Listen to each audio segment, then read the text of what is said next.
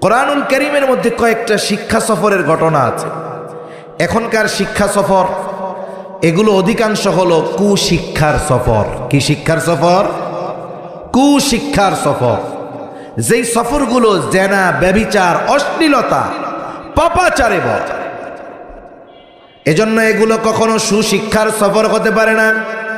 সুশিক্ষার সফর দাওয়াত ও তাবলীগের সফর, সুশিক্ষার সফর হজ উমরার সফর, সুশিক্ষার সফর ইলম অর্জনের সফর।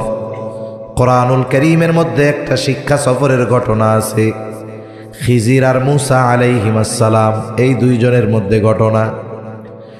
মূল ঘটনাটা, আমার মূল কথা যেটা বলার দরকার সেটা বলবো।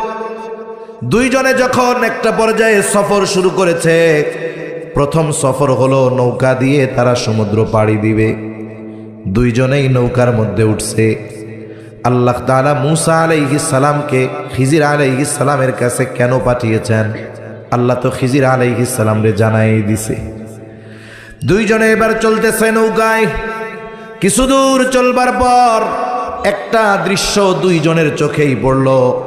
সমুদ্রের মধ্যে একটা পাখি উড়ন্ত অবস্থায় পানি পান করতেছে। সমুদ্রের মধ্যে কত পানি!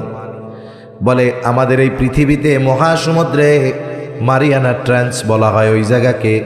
ওই জায়গার সমুদ্রের গভীরতা হলো 13 কিলোমিটার। কত কিলোমিটার? সমুদ্রের গভীরতা। একটা পাখি সমুদ্রের থেকে উড়ন্ত অবস্থায় পানি পান করতেছে। নৌপথে যারা লম্বা সফর করেছেন, খেয়াল করলে এই দৃশ্যগুলো তারাও দেখতে পারবেন। পানির তৃষ্ণা লাগে পাখির, পানি উপরে উড়ন্ত অবস্থায় ঠোঁট লাগিয়ে ওই পানি পান করে পাখিতে। এই দৃশ্যটা দুইজনেই দেখছে। এবার খিজির আলাইহিস সালাম বলতেছে, ভাই দেখো, মূসা ভাই দেখো, ওই দৃশ্যটা দেখো।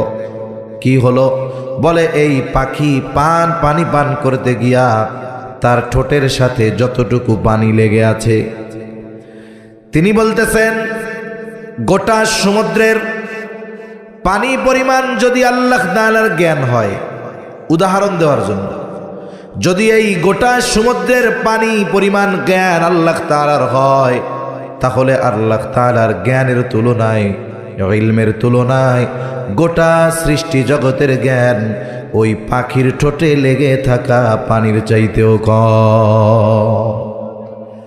তুলনা করারই কোনো সুযোগ নাই। অথচ ওই আল্লাহ আদেশ করেছেন। কেন?